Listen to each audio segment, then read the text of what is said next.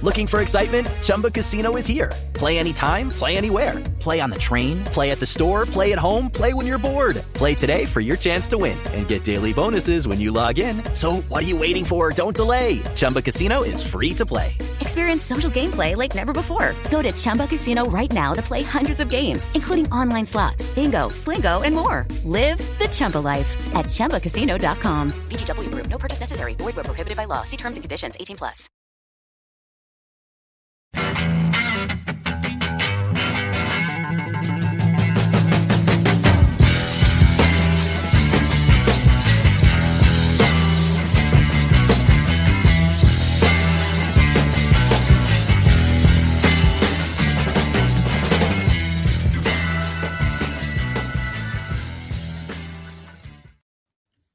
Look at that. You put the schedule forward a couple of hours and you're actually on in time. Hello and welcome to the Rangers Rabble podcast.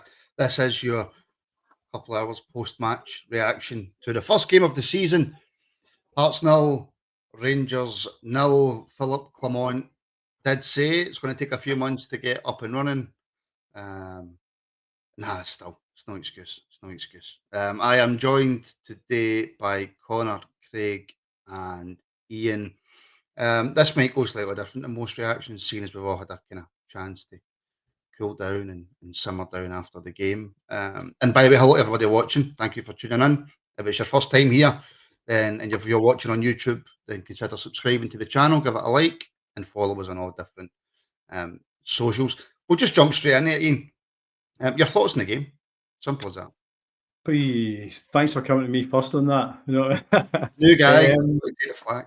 So, thoughts on the game?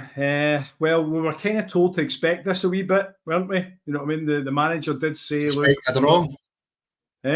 Expect a draw. Well, that's exactly it. I mean, there's an argument that says no Rangers team should, not expect to beat Hearts. But the point is, we've got to take the manager at his word, in my opinion.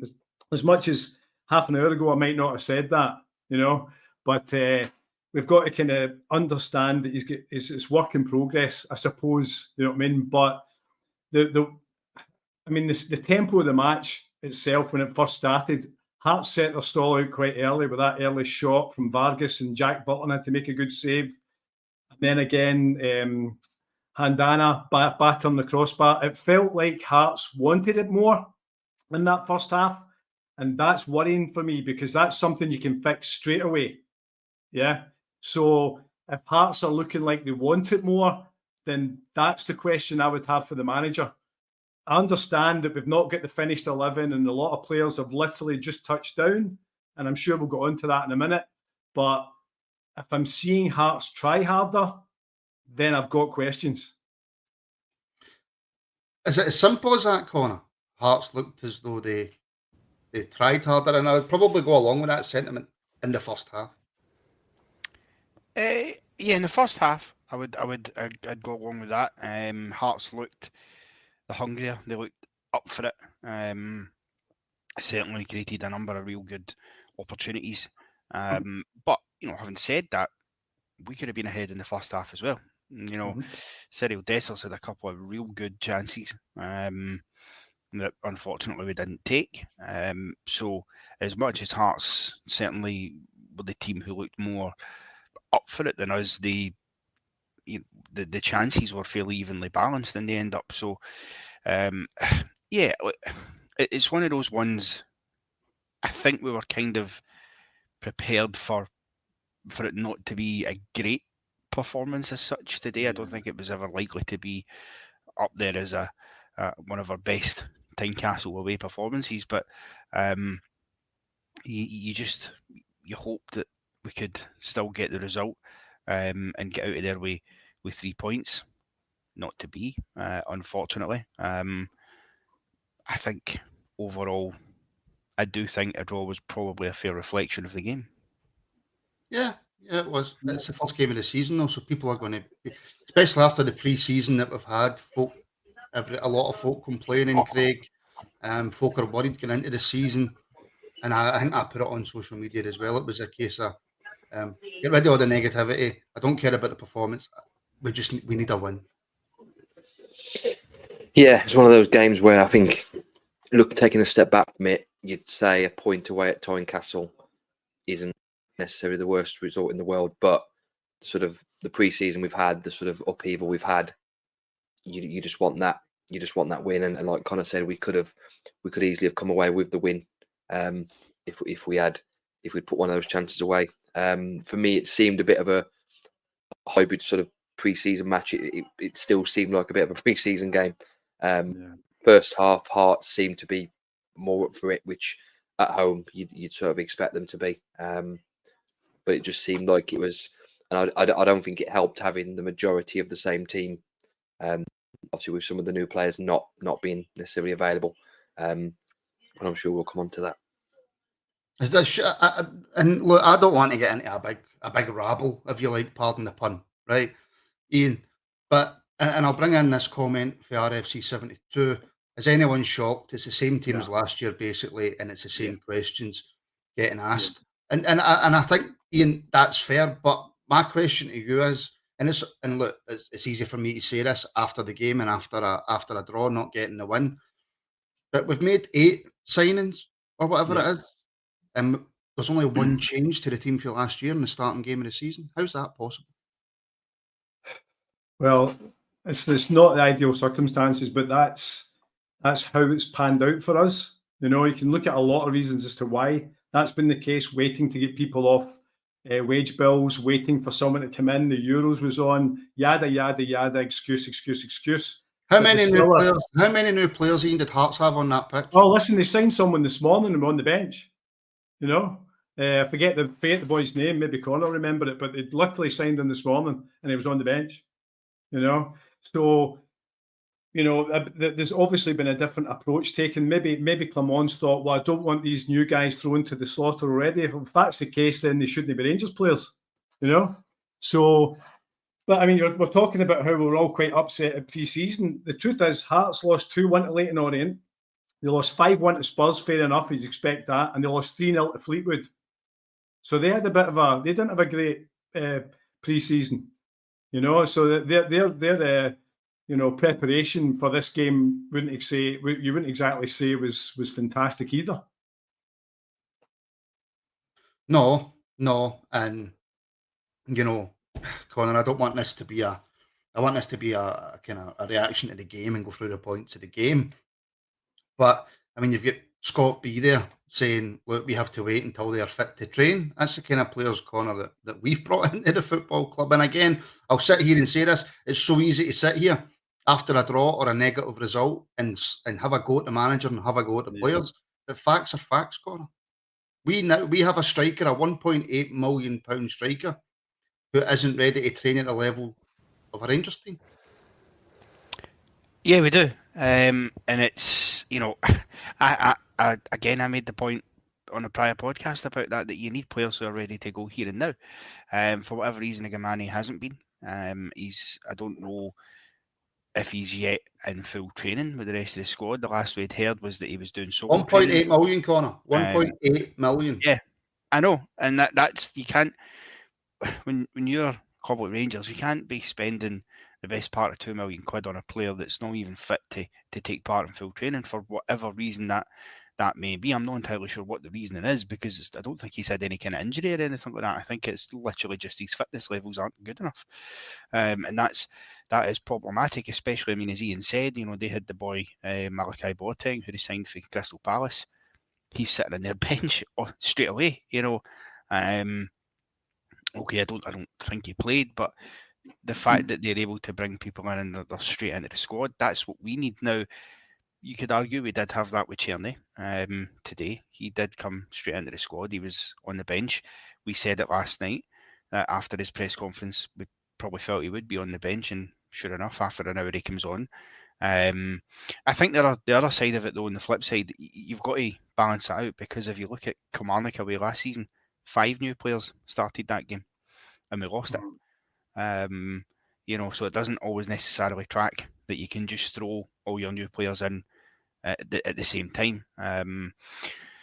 Obviously, there's paperwork issues with Proper, which I assume is why he didn't play. I know Clement was saying that yesterday, but again, why on earth is the paperwork not done. His signing announcement was made during the week, so there's no reason why he shouldn't have been, at the very least, like Czerny, sat on the bench today and in the squad.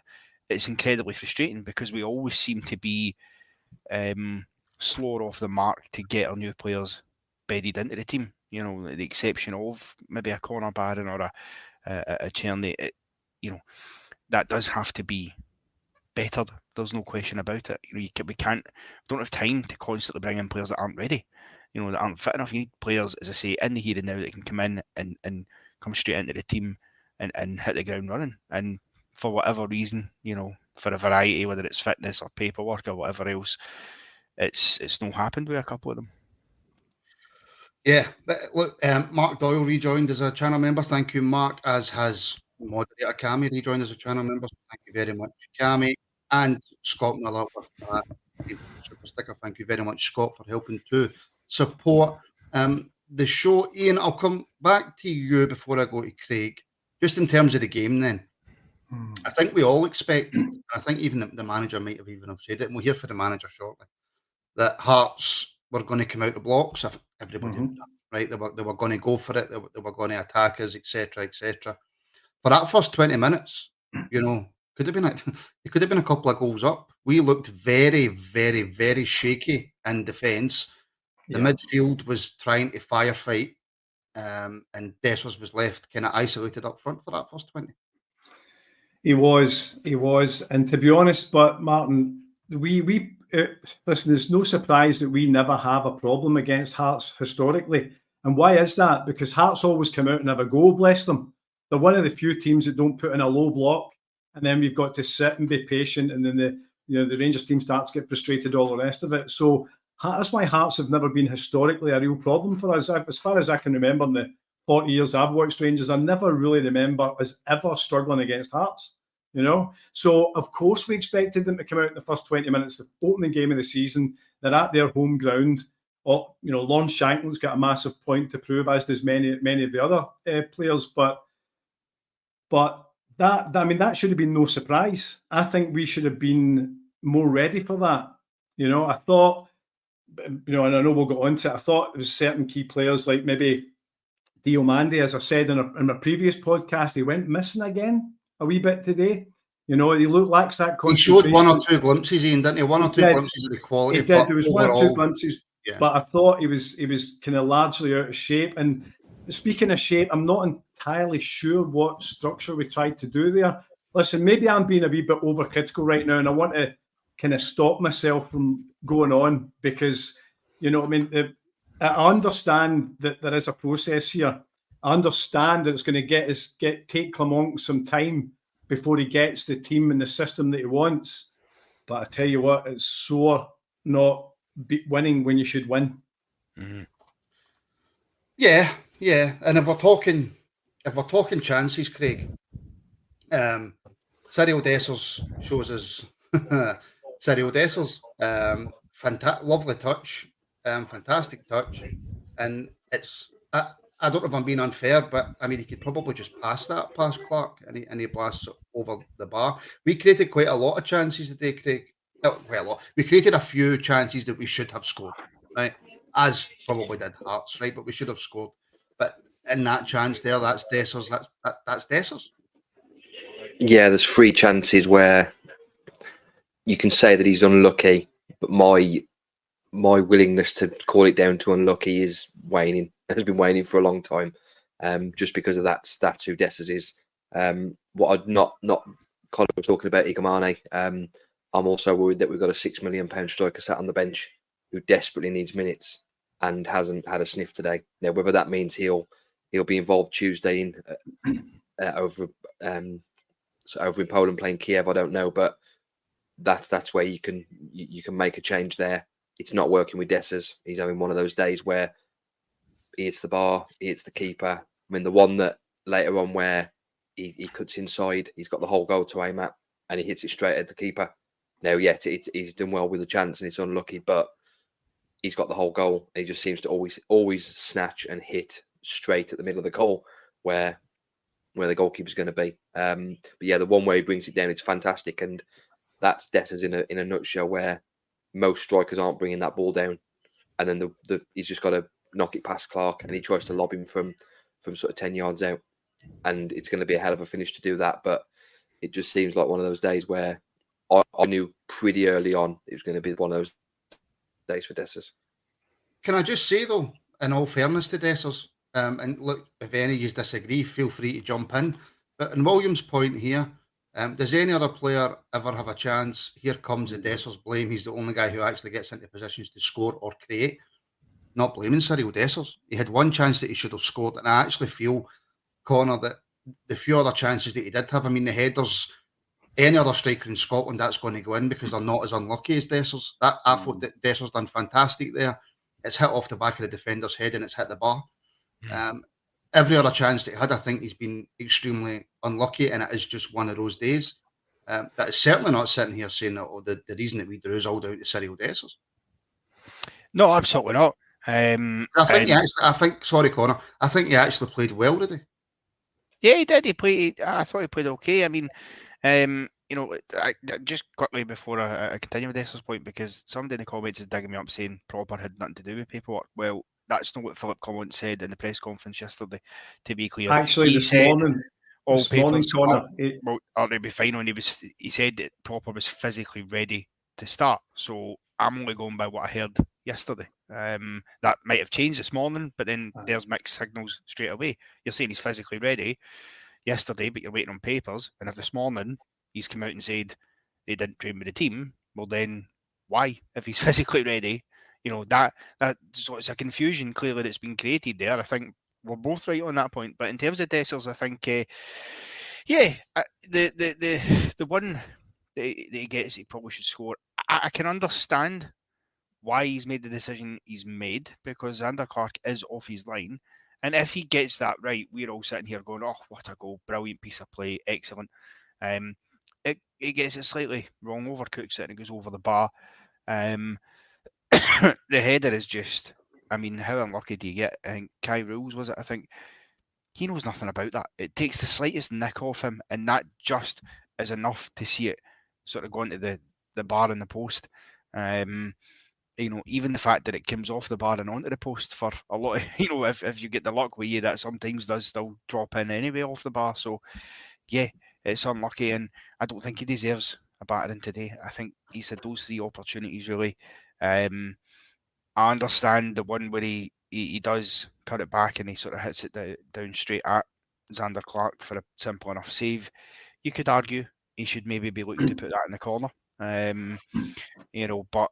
listen, it's one of those things. He's that kind of player, and he always gets a battering for it. It does seem sometimes he overthinks it when it comes to that last touch, that finish, and applying that. But today he done okay. And the truth of the matter is, he shouldn't have to do it all by himself. I didn't see really anybody else have any real opportunity of note. I know Tom Lawrence very nearly hit a wonder strike. That was a good save for Zander Clark. Yep.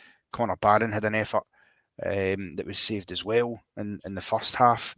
But apart from that, did anybody else really threaten? No. So for me, I'm quite happy with Cyril Dessers' performance today, although obviously I would have liked a goal. Yeah, I agree with the majority of that. I'll come on to Dessers in a minute, but I think on the Clermont and Prepare side of things, what he said 5 minutes before the kickoff was he was interviewed by Sky Sports, and they basically said to him, so why is Proper not playing? And they said, well, we just decided that it was better that he sat this one out, essentially. There was no mention of paperwork.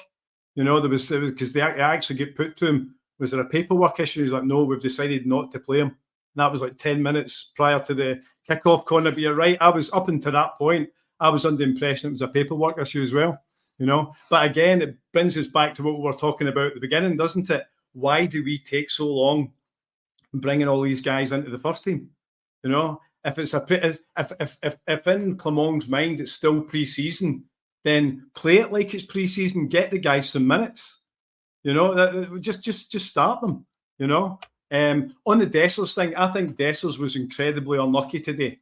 And I don't know. Is it because it's Dessers we think, oh, bloody unlucky? He's always unlucky, isn't he? But that header that came off the crossbar and the post, and on the way to the crossbar and the post, hit the back of the defender's head. That was unbelievably unlucky, because that was. I don't know what else as a centre forward they could have done different there, to be fair. The one where he took his first touch for his kind of first, he's missing the first half, where he cut inside brilliantly in his right foot, and then he does what Dessers does an awful lot. He plays it right down the throat of the keeper. As much as Clark still had to make a chance. So if you think about the amount of goals we've seen Dessers put through the keeper's legs for no other reason other than he hit it straight, that's kind of what Dessers does all the time, you know. But your natural instinct would be to move that ball into your left foot and whip it into the corner, which is what you would expect a kind of, you know, your top level number 9 to do. So he was unlucky to a point at that on that chance, I thought. But over the piece, I think there would be a lot more things to worry about than Cyril Dessers today. A lot to worry about. Now, before we go any further, like and subscribe, folks. I'll get that in, because I usually wait until the very end when most of the people have turned off. Should Hearts, right, and I just want a yes or a no, and then I'm going to read a wee statement, and then we'll come and we'll discuss it more. So just a yes or a no for everybody, right? Should Hearts have had a penalty for handball by Connor Barron? Connor. Yes or no? Quickly. No. Iain? No, Hey. not a chance. That's No. crazy. Right. Okay. Now, what I will say is, I've spoke to these guys before. I know people are going to say one way or the other, depending on what side the argument they fall on, that they're biased or whatever. But I know the guy who runs it. I know he's not biased. Blah, blah, blah, blah, blah. But we had them on the podcast. It's Behind the Whistles, the refereeing podcast. And I'm going to read you what their interpretation of it was, and then we can have a good discussion on it. This is taken from Twitter. With regards to the Barron handball, we unanimously agreed that under the current law, it should have been called for a review and a penalty. His reasons for bringing his arm up appears to be to protect his face. We don't feel it was in any way deliberate. However, as we all know, intentional, unintentional, deliberate, non-deliberate is not written into the law. There is no mitigation in the law for bringing your arm up to protect your face. It therefore cannot be considered a natural movement and position. While our own opinion has always been it should, it's not the IFAB law's view. The next consideration was the arm in close to the body. He actually brings it out from the body at the point it makes contact. Conclusion is that he made himself bigger from an unnatural movement and a penalty under the current law. While we were told all referees had been retrained on how to apply the law this season, that's one we would still expect to be reviewed at the very least. Iain, you were quite vociferous. I like to get that word in. Yeah. That it was definitely not a penalty. Does any of that sway you at all? Do you know, in all honesty, my understanding of it was on June the 14th, the handball in the box was updated by FIFA, yeah, and then applied in the Euros for the first time. Now, and I quickly, when we were having a wee chat about that in our group chat, I quickly had a wee look at it and scanned over, and there was some changes directed out to the referee. But if you're telling me, and I can only assume that you are telling me verbatim what these guys have basically recited back to you, then I do understand why someone would say it's a penalty. But my understanding was, well, the big problem here is there's a huge miscommunication between the rules and then what people think the rules should be, right? That's where and in all honesty, so if you look at that Connor Barron incident in its isolation, you think, nah, not a penalty. But understand completely last season that was a penalty. But apparently this season it's still a penalty. But the truth is, if they're going to adopt a more common sense approach to penalty kicks and handball inside the box, then to me, that doesn't become a penalty. For me, it's a strange one, right? Because if under the rules that should be a penalty, which again, I'm not smart enough to know the rules, right? It used to always be, for me, if your arm's in close to your body and the ball hits your arm as it's touching your body, or even if it's just away from your body slightly, it's not a penalty. If your arm's out, regardless if it's intentional or not, and it hits your arm in the box, it's a penalty. If your arm's up above your head or at the side of your face and it hits your hand or your arm, it's a penalty. The problem is, Connor, that I can't sit here and say whether that is a penalty or that isn't a penalty because honestly, I don't understand the rules. But if you're sitting there for a Rangers point of view and that happens, I would absolutely be shouting for a penalty. Well, yeah, that's why. With the current rules, I should say, so that I don't sound like a hypocrite. Well, that's why I had the hesitation in giving my answer and saying no, because I'm really not 100% sure. Well, I think he's certainly his arm is in. It's not as if I think it again. It depends how you interpret it. They're saying, "Oh, he's pulled his arm out just before the ball's made contact," but to hear them say, you'd think he had done all this. He didn't. His arm was still here. It maybe just went like that, which is a natural movement of the arm, particularly when he's in there and he's on the turn. You can't.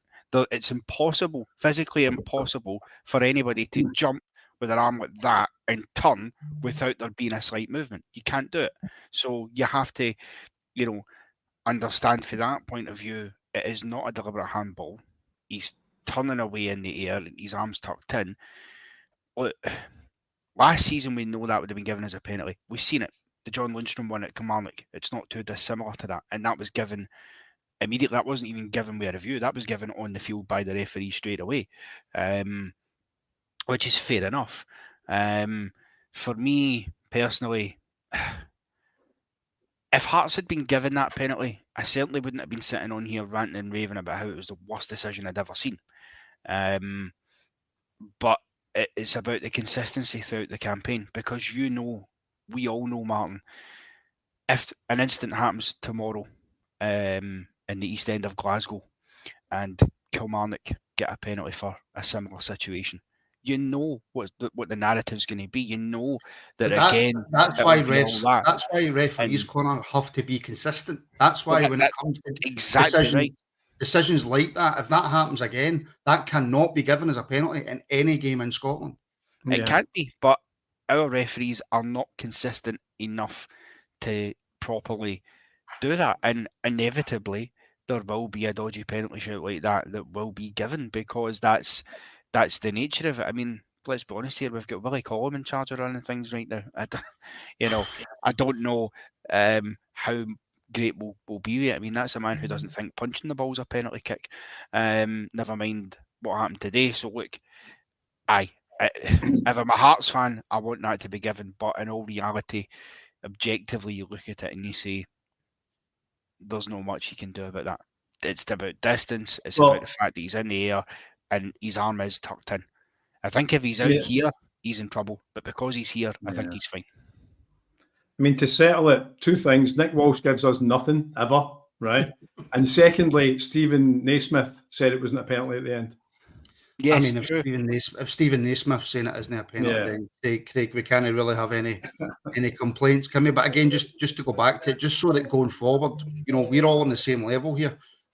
See, if I think something's a penalty against us, I will come on the reaction and say I think that's a penalty against us, Craig. And again, I'll repeat myself. I just don't know the rules. And you can read the rules all you want. Doesn't it make it any clearer? No, reading the rules and understanding them is two different things. For me now, that has to be the standard. And the fact that VAR are looking at it, that should be the standard now for the rest of the season. And I agree with Connor. When I watched it back, his arm's sort of in here. It's not out. So for me, it's the natural movement of the body.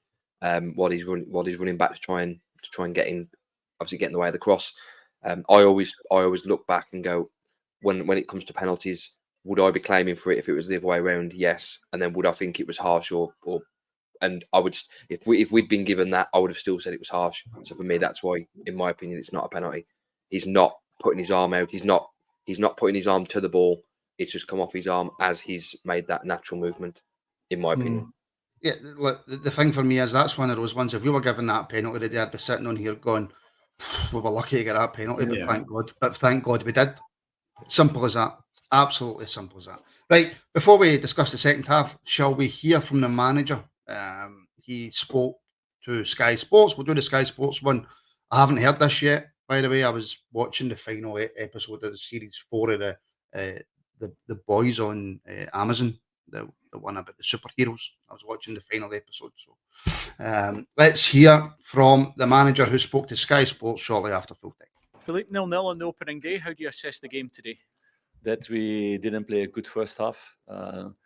We were lacking physicality in the duels, mostly that. And then after, when we had the ball, we were too impatient, not enough quality, and not in the right positions also, some players. So we showed that in halftime, and the second half we took control of the game, and then we played better football. It's not top yet, but that we know. With new players coming in and the players we lost. So at the end, it will be an important point at the end of the road against the team who finished third last season. I think it's a fair result, and that Hearts took the first half and we took the second half. What do you put that first half down to? Because you've got a lot of players playing out there that were here last season, so they know what to expect. Yeah, but also some who missed pre-season, others also who are new, like Conor Barron. You miss a really important part with Lundstrom there to lead the team out of the midfield. So now the Oscar Cortes coming out of an injury also, and he was unlucky today. Also, he hurt his knee with falling down and getting a tackle. So no, we know we need to build things. At the end, it's a fair result. We could have won. Hearts could have won this game. So let's continue to work towards Tuesday and to recover well, because that's going to be important. Because Kiev is another step up. You did have chances. Sander Clark did have to make saves. Does it go back to that word again, being clinical? Yeah, of course. But I think Hearts will say the same after the game also. That they had to be more clinical in some games, some situations. So I think it's a fair result at the end of the game, and both teams had the chances, but there were two good goalkeepers on the other side, and also a little bit bad luck. I think the chance with Cyril, he hits end bar and post. Yeah, those are the situations. If you score in that moment, then you get the 3 points. How do you step things up then to make sure that you are firing on all cylinders for the whole 90 minutes? Yeah, to keep on training hard, and with the games coming that fast and that thick, like this, the players gain also game rhythm. But of course, we need to make a rotation, because if I do that the same with the same 11, 9 games long during 4 weeks, we will have a lot of injuries again. So it's finding every time this balance, who has the power, who's ready for the game, and who's tactically ready, and then go hard to win the games. It's building with a new squad, new automatism. You mentioned Cortes. How is he, and is there a worry that could be another long-term injury given what he's had to go through? No, we don't know. So I didn't speak with the doc yet about that. They told me he hurt his knee with falling down, so we make assessment next couple of days. I never ask straight after the game, because then you can never make a good assessment. We'll come on to Cortes in a minute. Iain, it's not something that we want to hear. That, no. And over the 90 minutes, a draw is a fair result. A draw was a fair result if you look at the chances created. Maybe Hearts maybe shaded it a wee bit, but you can come away from that and go, it's a fair result. The first half, he comes out and he says we weren't good enough. Second half, we were a wee bit better. Doesn't it make us feel any better though, does it? It doesn't. And I think we as fans have got two choices. We sit and be patient, or we don't. Right? I mean, that's the bottom line, because the manager and the chairman have come out and said, look, this is a project, which incidentally Chris Boyd absolutely poo-pooed today. He just called it out and said it's a load of rubbish. And I understand that thought process. But what have we done as Rangers? So what have we done? We've signed up Clement on a longer term basis to 2028. So whether we like it or not, we have to buy into whatever Clement does. You know what I mean? And that's the harsh reality of it. You know what I mean? We have to buy into what he does, or we pay through the nose to get him away if he's not doing what he's doing come what may then. Do you know what I mean? So we've got to, I mean, it's hard for Rangers fans, because we've just come on, we've just, since 55, we've literally had this huge, period of frustration, coming up against our Glasgow rivals and all the rest of it. So if you're trying to look at it as independently as possible, then the starting point of our patience is already way, way low, So you've got to take that into account when you start thinking of things. But so to my mind, if I see us getting outplayed, but I know the system's coming along and there's a definite plan, then okay. And we can't tell that in one game. We certainly won't be able to tell it after the Kyiv game.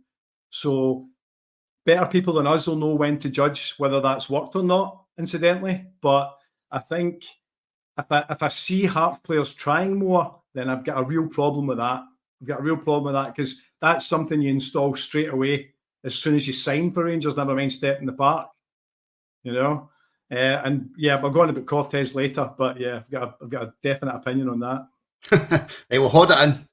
Just hold it in. Connor, he mentioned John Lundstrom, which people then went apeshit about, pardon my French, at 25-5 on a Saturday. I get his point, though. He's not talking about John Lundstrom, the player. He's talking about leadership in the middle of the park. Now, whether you think John Lundstrom brought that kind of leadership is neither here nor there. He worked with Lundstrom every day. He knows him a lot better than we will ever know him. But I think he's right in terms of Barron and Diamande are two really, really good football players. But there just seemed to be something missing in the middle of the park. Yeah, I think the overall point is a fair one in terms of the leadership in the centre of the park. The difficulty is we don't have that. We haven't really replaced that kind of ability there. I mean, Ryan Jack's gone, John Lundstrom's gone. Yes, I suppose John Sterling can play that role if required, I'm sure, but we don't really have that right now. And obviously Cantwell's on his way out. So yeah, I think there was a bit of an issue with that. But then again, you did have Tom Lawrence in there. I thought Tom Lawrence done okay. I think I don't like when managers, because although I get the overall point they make, I would rather they just made that point without having to reference a player that everybody agreed had to go. You know, it was like Gareth Southgate referencing Calvin Phillips during the Euros. I don't think anybody thought he should be in that squad. In the same way, nobody would. I mean, I guarantee you, anybody who's annoyed that he's mentioned Lundstrom would have been far more annoyed if John Lundstrom was still in the team and had started that game today. You know, so I think whilst the overall point of leadership in the middle of the park is a fair one, and that's clearly he's got to find somebody who can do that, whether that is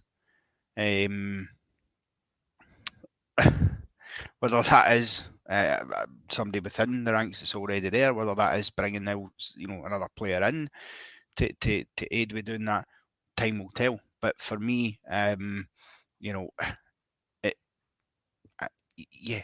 is a fair enough point to make. Just don't reference John Lundstrom when you're making it, because nobody thinks he should be in that team anymore.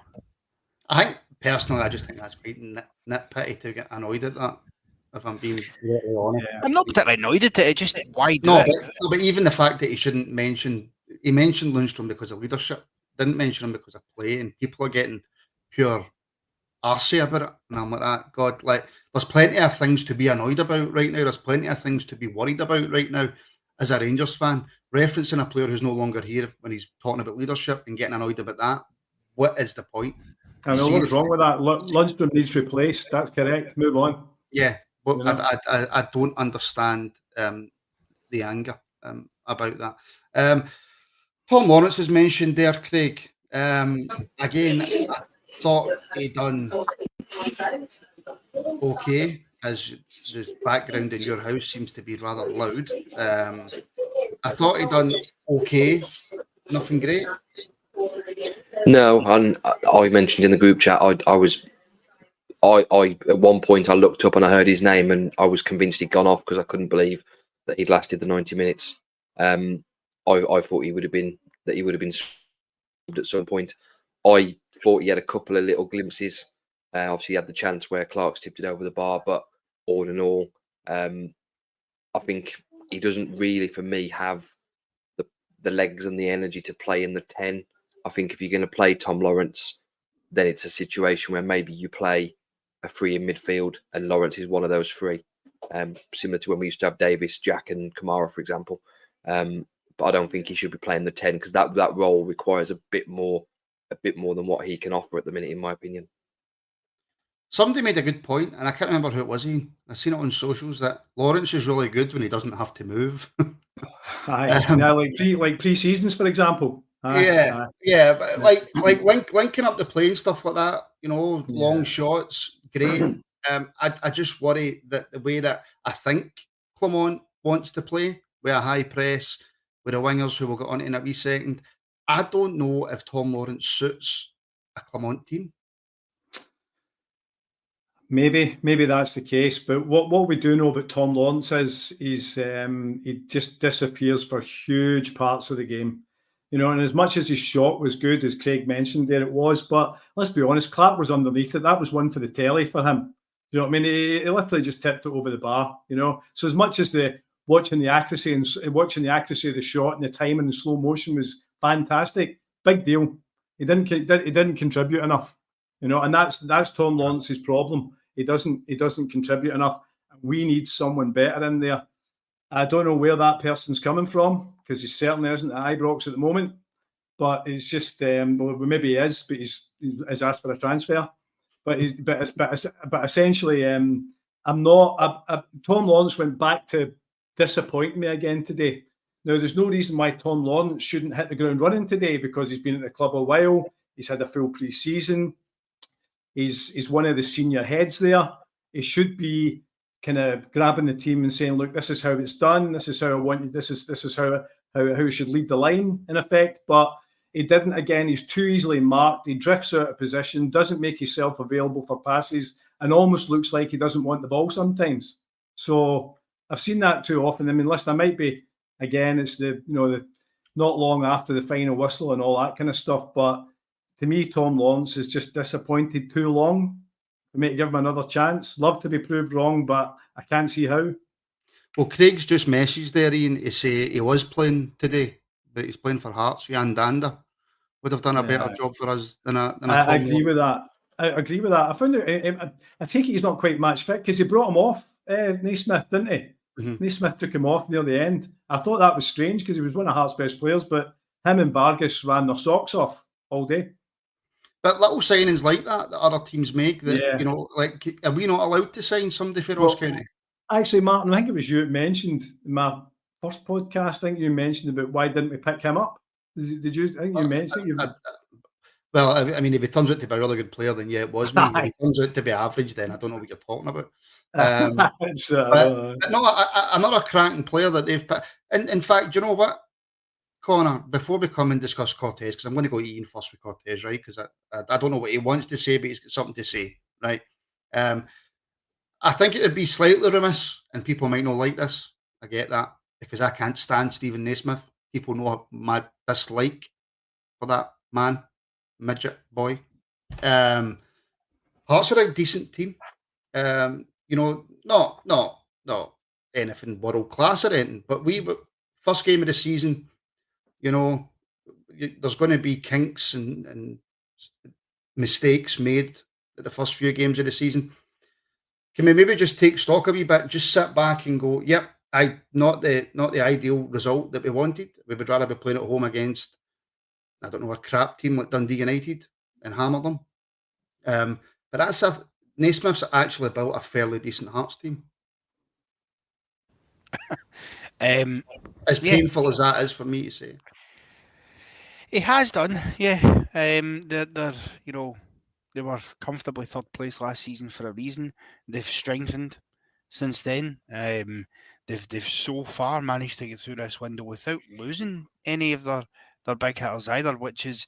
Have they had the best window, Connor? Have they had the best transfer window? So far, you'd have to argue they have. Yeah, they got their business done nice and early. It got them set up well for this campaign. It strengthened them. So you see today, for example, with the substitutions, they're bringing decent players on off the bench, which is an important factor as well. There was no drop in quality, for example, when Alan Forrest comes on for Hearts. There's no drop there that you can immediately go, yep, he's clearly, going to be a weak link. This is a guy who's a usual starter for them as well. So they have done that quite well. And as I say, the fact that they've been able to keep a hold of basically every one of their players is quite, impressive, given they did do quite well last season. They got far in both cup competitions, comfortably third in the league.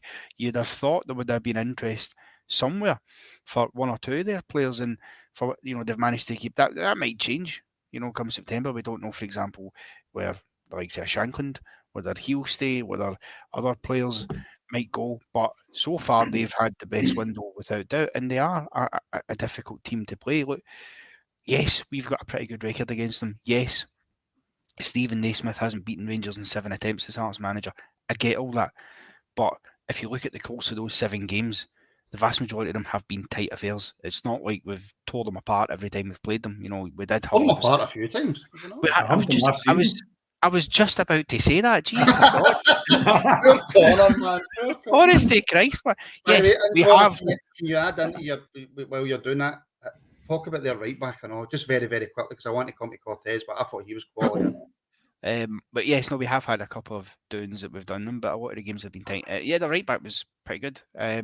He did seem to have Cortes in his back pocket, unfortunately, for a lot of the first half. And yeah, that's the challenge. Or the challenge is getting around that and beating it. I thought the entire defence was really good. When you looked at balls that we were playing into the box in dangerous areas, their defence were much more composed in dealing with it than ours. I mean, every time a ball came into our box, it was panic stations and it was scrambles all over the place. It was ridiculous.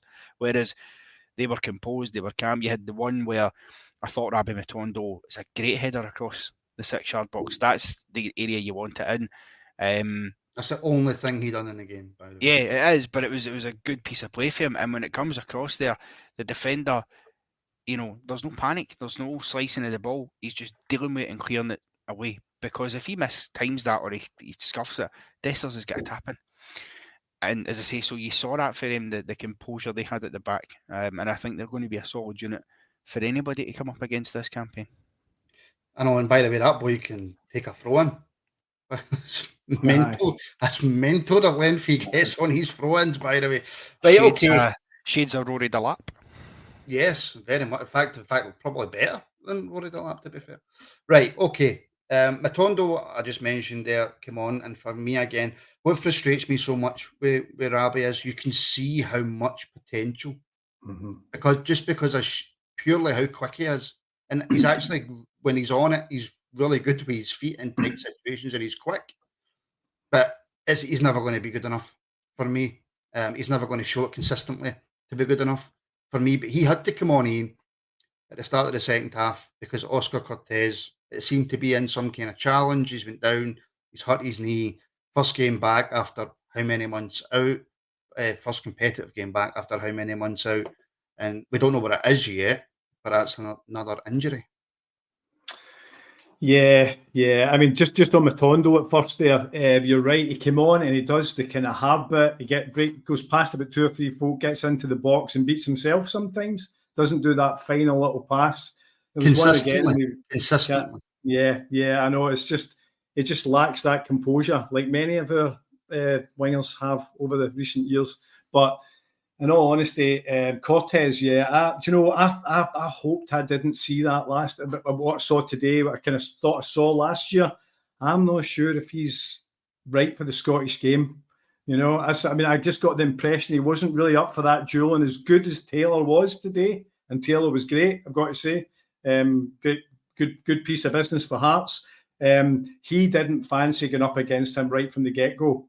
And his head was out of the game the whole time. He got bullied by him.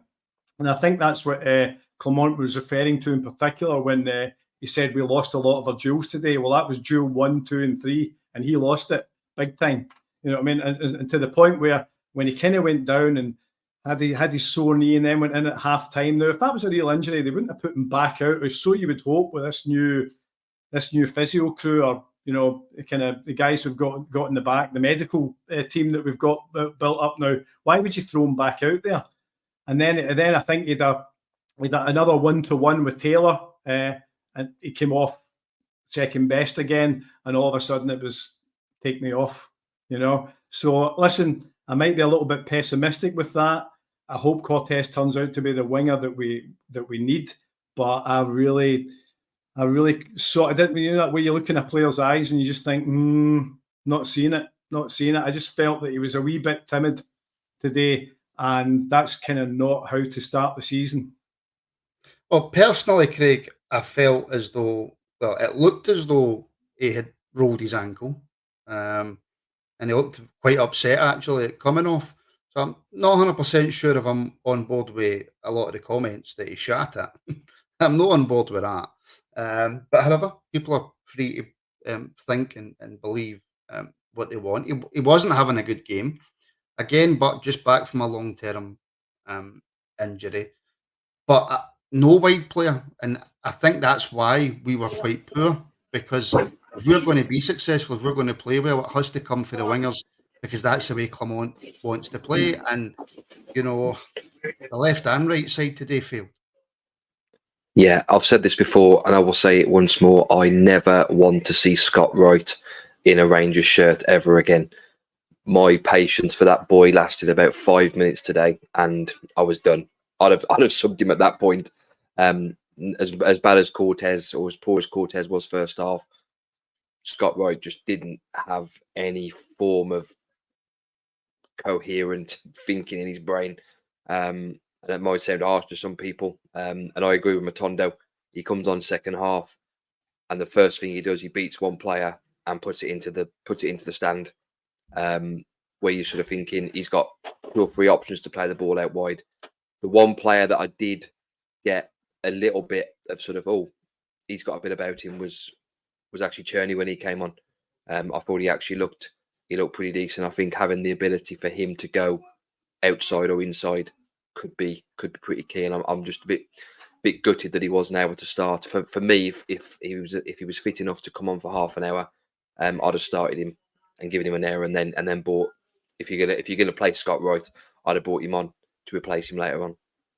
I just don't think you play Scott Wright on the right. No. I don't. For me, Connor, it doesn't work.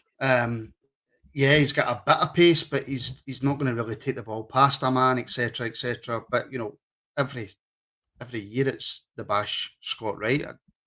He wasn't the worst on the park. He certainly was nowhere near the best on the park. He's not good enough to play away at Tynecastle or in European games or against Celtic for me.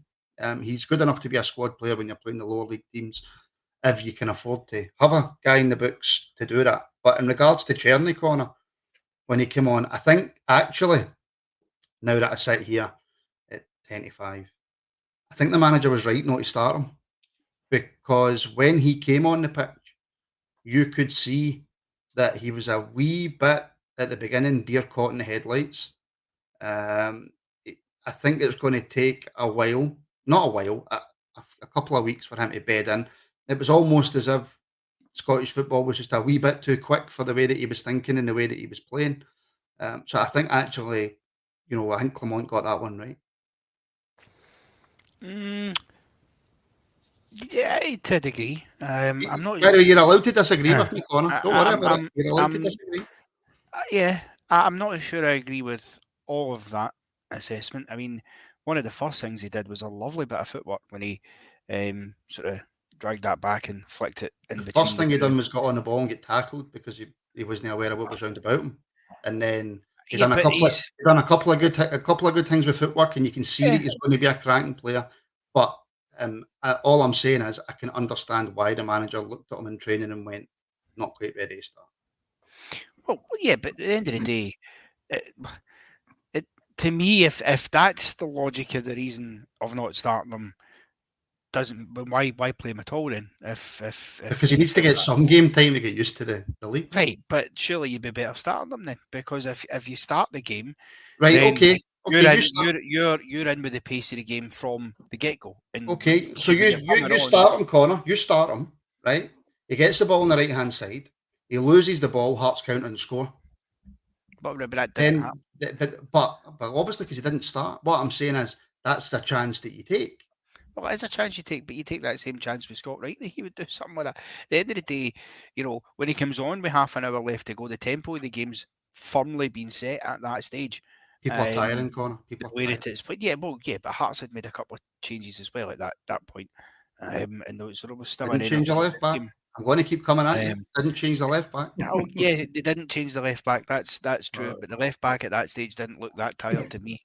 At the end of the day, look, it's one of those ones. Whatever decision he made today, you could have poked holes in, I'm sure. I think on balance, yeah, fine. I thought Cherny looked okay.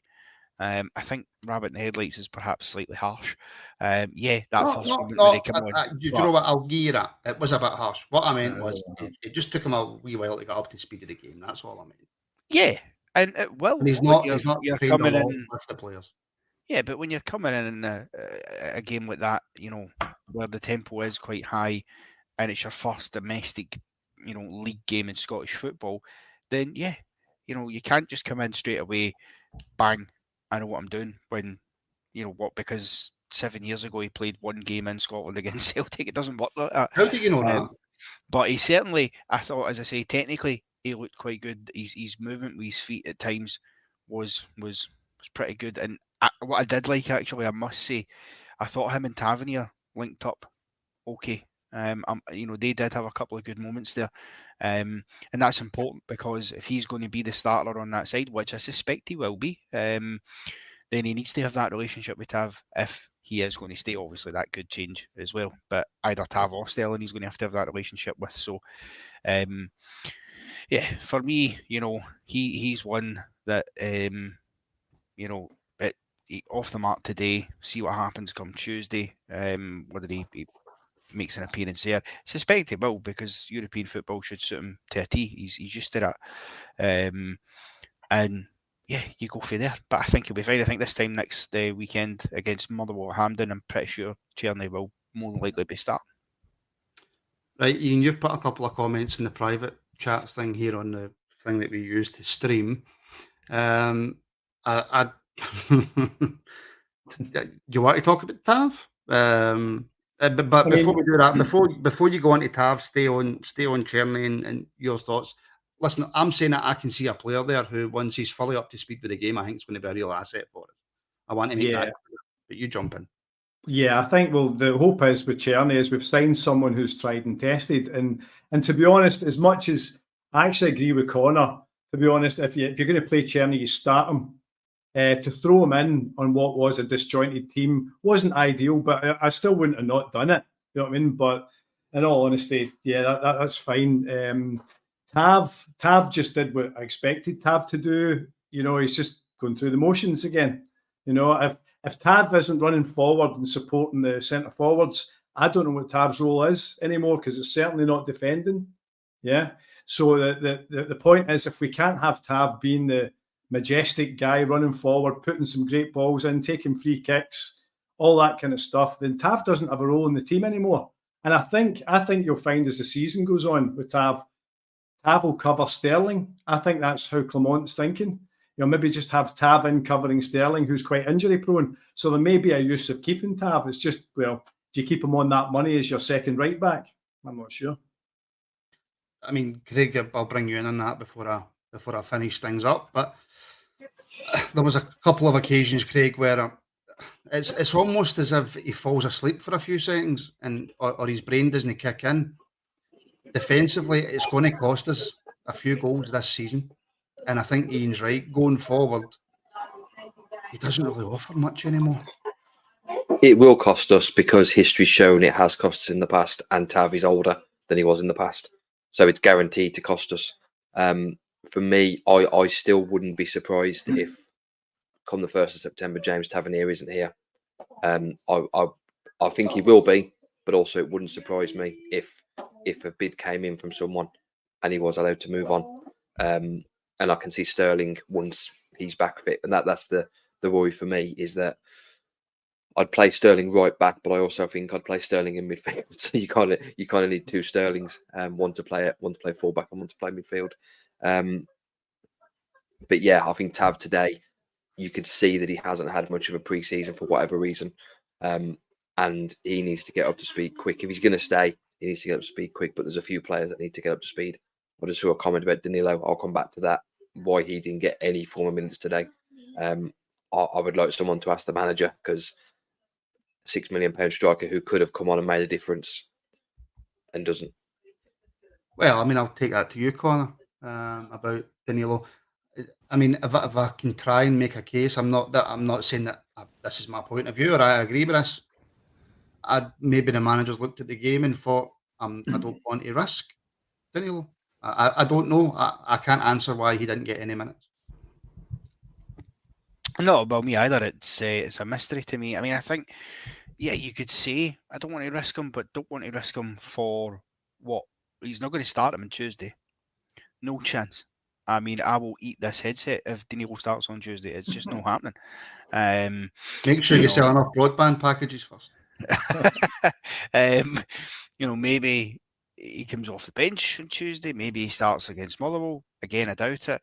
I don't know why. I mean, it could be, as CGM says, it might just be the simple fact that he isn't fit. But then I would make the argument, if he's not fit, why is he on the bench? There's no point in having him taking up a spot on the bench. You could have brought a young lad in and put him in the bench. If he's not fit and there's no way he can play the game, you don't put him on the bench. So he probably wasn't fit to start. I would have thought, with 10 minutes left to go and it's still nothing each, why not roll the dice and change it? Why not take Dessers off, put Danilo on and see if he can do anything different and maybe just unsettle their backline a bit? Because the one thing about their backline, again, I go back to it, they were very composed and stable, but they also had got to grips with Dessers by that point. He wasn't really causing any problems for them. And I think sometimes when legs are getting tired with 10 minutes to go, if you change that with a fresh striker, and Danilo can be quite physical as well, that might have just caused a wee disruption there. So I'm not sure why he decided to not use him today. But who knows? Because I don't know, other than the fact that if he stays, it seems clear to me, unless something changes and somebody else comes in, that Dessers is looking likely to become Mont's number one pick, possibly through just circumstance more than anything else, because he's the only one who's consistently fit. I agree with Craig's head shaking, by the way. I don't want that to be the case, but right now it appears to be. I don't know then what order does Danilo and Inigamani fall into when he comes into the squad. It's very much up for debate right now. That's why the man who was at the top of the pitch for Hearts today should have been at the top of the pitch for us, but hey-ho, we'll see no more. How many goals did he score today? What's your point? How many goals has he scored? How many goals would he have scored with the 3 chances Dessers had?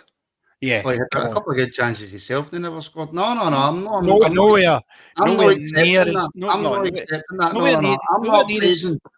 not overpraising a Hearts player over a Rangers player. Absolutely no chance. I'm not overpraising Shankland, but the chances he had to they were nowhere near as. They were nowhere near I was the biggest advocate. I was the biggest advocate for us signing Shankland 2 years ago. Right, I'm not sure if that ship's maybe sailed now, because if you watch Shankland the last 20 minutes, he was blowing out his arse as well. So as much as he absolutely was it 34 goals last year, 24 in the Premier League, brilliant on a team that you wouldn't. What was it? I saw the stat at Sky Sports. He scored 44% of all Hearts goals last year. Brilliant, but in all honesty, is he fitter than Dessers? Nah. Is he better than Dessers? Probably. But listen, if he could, at the end of his contract, he's going to walk to us for free. Come on in, but I'm not paying money for him. But the guy, look, I get it, and there's people, again, as they tend to want to do, having a go because we're talking about Shankland. But the fact of the matter is, the guy scored 30 goals for Hearts. Come on. If he against teams that don't park the bus. Yeah. You say that though, right? I just say that. We have to get away against Celtic, wasn't it? Well, yeah, but we have to get away from that stupid mindset that the idea that teams are going to park the bus against us. That's going to happen. Teams are going to play a low block, particularly the teams at the lower end of the table. But you know what? It's for us to get around that. And if you've got somebody who doesn't take 6, 7, 8 chances to put the ball in the back of the net up at the top end of the pitch, you win those games. And that's what we need. Now, that doesn't necessarily mean that is 100% Shankland. There could be somebody else out there that is. Also, against Celtic isn't bad. He would just have to. He'd just have to play in the width for the box. He'd just have to play in the width for the box. That's it. And he would score a barrel with the goals. I'm winding corner up. I'm winding him. Yeah, of course he would. There's no so much. It's just when I think people need to. I get it, right? I appreciate that Dessler's got 22 goals last season, and fair enough to him. I think sometimes the criticism. And he should have got 40. Well, that's the point. He probably You should have said that got about Ali McCoist. Yeah. Listen, the one thing I would say, and I think sometimes it can go over the top with the criticism, is there are some people who think that he should score every single chance he gets. No striker in history has scored every chance they've ever had. Some of the best missed chances. So I think you've got to balance it in that aspect. But for me, I just think Shankland is a better goal scorer. I actually can't believe I'm on here defending him. I spent the whole of last year cursing him. Right, okay. Look, as we sit here, Ian, we've got Kiev on Tuesday, but after that today, how are you feeling? How do you think the support's feeling? Well, we are the support. We don't know any more than we did against Berlin. You know what I mean? So it's just a case of be patient. Whether we like it or not, be patient.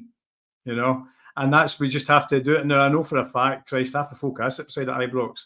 Well, now Hampden. Are probably going to get. They're going to get a whiff of that. If they get a whiff of that against Motherwell and they're not beating Motherwell convincingly, and we go out to Kyiv, I know we are a fickle bunch. A lot of these guys won't go back. That's the bottom line. They just won't go along. And then that hurts us even more, ironically, because whether we like it or not, we need to stick behind the team, regardless. And as painful as it is. And it is painful, and I think it might get worse before it gets better. I just think we need to get to January and look at where we are again, and hopefully we've seen signs of improvement, a more settled team, a few new faces, blah blah blah. I think we almost. I mean, I'm thinking what I saw today at that game is two teams, Rangers and Hearts, that Celtic will not be troubled by this year. That's what I saw. These two teams aren't going to challenge Celtic this year. From what we've seen of Celtic at pre-season and what we remember from last year, we've got a wee bit to catch up where we were. Never mind where we're going to at the moment. We're getting a little bit worse before we get better. Is the plan, which is pretty much a long story. That's the short way of the long way that John Bennett went around saying it last week, and he's obviously bought Phil into the equation in our next 2 years on his contract. That you'd be amazed how much that sweetens a deal. So yeah, I mean, I think in all honesty, we just need to bide our time, support the team, because a lot of these guys are young players, and if we don't get behind them, they will crumble, absolutely crumble. So we've just got to suck it up, get on with it, and hope that the manager knows what he's doing, because people better than us have obviously certainly. People that know more about football than us have certainly decided that they see something in Phil Clement. And if that's the case, then, hopefully this time in a couple of months' time, we're sitting on the podcast and we're thinking, starting to see what Phil's doing now. I need to apologise to Nathan. He's not happy with me. He's really not happy with me. I'm making up lies and I meant to be the host. I was having a laugh with Connor, Nathan. My apologies. Going forward, I will not have a laugh, and I will not make jokes. Blah blah blah blah blah. I will not do it. I will not do it. Right. So, should we be, Craig, less kind of reactionary to this draw than what perhaps we might be because of how we're all feeling? Is it not a case of we've got no other option than to trust the manager, trust the process, until such times as that does genuinely no longer become an option? I think we always should be a bit less reactionary, but that's part of the course of being a Rangers fan. If you're not winning every game 3 or 4-0, then it's obviously not going well. I think in retrospect, if we'd gone to Tynecastle 10, 12 games into the season, we're playing well, we draw 0-0, we'd probably come away and go, actually, that's a good point. It's just because of the upheaval we've had, poor pre-season that we've had, the history we've obviously got of having good games against Hearts. You kind of think, we should have, and we didn't play very well. Then we should be walking away with a win. But it's a long season, like Iain says. I think we're going to need to be a bit more patient, which is very difficult, and it might get a little bit more difficult over the next few weeks before it actually gets better. But what I don't want to be doing is in a situation where we're facing sacking or getting rid of another manager, because that's not going to that's not going to solve anything long term. It's going to put more money out the club, and I think we just need to trust what the club are doing. Then you've got the other end of the spectrum with supporters, and look, quite rightly, you're a supporter. You're entitled to think, believe, and say what you want. But Charles has put in a super chat. Thank you very much, Charles, for the support as ever. And Connor, I'll take this to you, buddy. Dessers' chance, the keeper saved. Composure could have put it in the far corner. I think composure in Dessers, that's a fair enough point. We're winning nothing. Not me being negative. It's the truth. And the boy Taylor had Cortes in his pocket. The we're winning nothing first game of the season. I get why fans think that. I understand why certain people are down and I've got no faith in the team and the manager, whatever. I understand why. I'm not quite there yet, but a draw in the first game of the season after pre-season, after the last 3 seasons, Connor, it's understandable why people are pretty negative. Well, yeah, it is. But then, I hate to say this, but last night, we are sitting on the podcast and I'm getting battered by people in the comments saying that we all need to be positive and we need to get behind the team and get behind the manager, and you're too negative and you smile too much as well because people cares? decide what they want. The point I'm making is this is the issue with the fan base. We're all bipolar. One day we want to be positive as oh hell, we're going to win everything, we're going to do this. The next day, we've had a draw, and because of the way pre-seasons went, people are a bit like deflated again. And I get it, right? I feel the same way. But, we need to be consistent as a fan base in terms of not chopping and changing. Right now, we're in game day 1. We've got a point on the board. If you're being uber positive, it's a point more than we had after game day 1 last season. If you look at it through those tinted spectacles.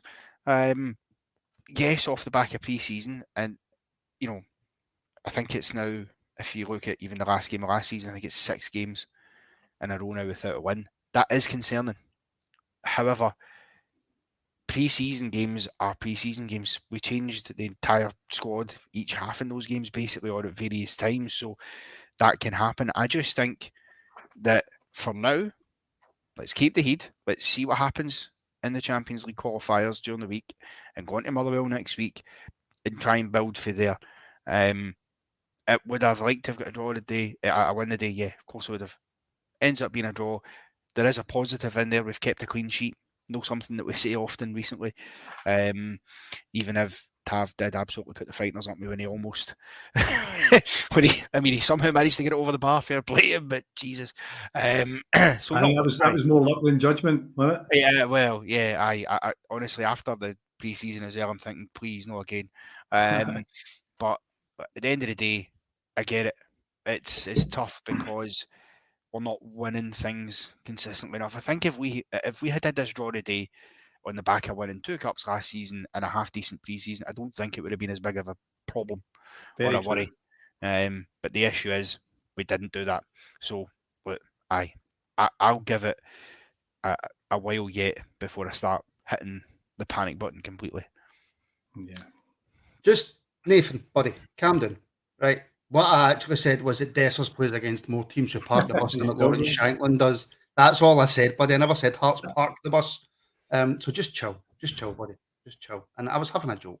It's the last time I try to be funny. I know I'm not funny, but it's the last time I try to be funny. Right, we'll leave it there, folks. We're back tomorrow night with a members show at 7:30, and then on Monday night we'll be back with the usual Monday night Rabble, and then Tuesday we've got the reaction to Kiev, and then on Thursday we've got the members show, and then on Friday we've got the Friday night show, and then the week it just goes on. There's so much content, it just goes on and on and on and on and on. So if you haven't already and you're watching on YouTube, please do feel free to subscribe and click the wee notification bell so you know when we're going to go live. Give the show a like if you enjoyed it, and of course if you want to help to support the show, then you can become a member.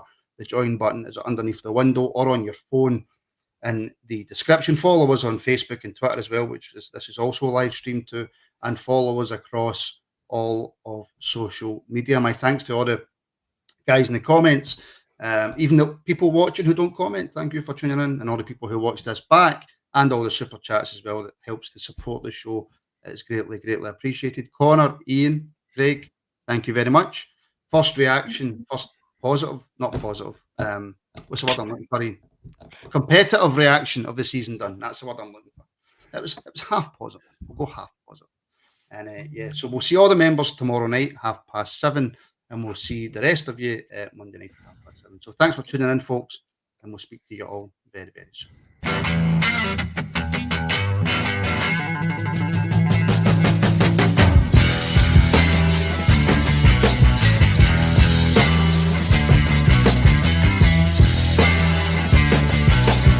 Sports Social Podcast Network.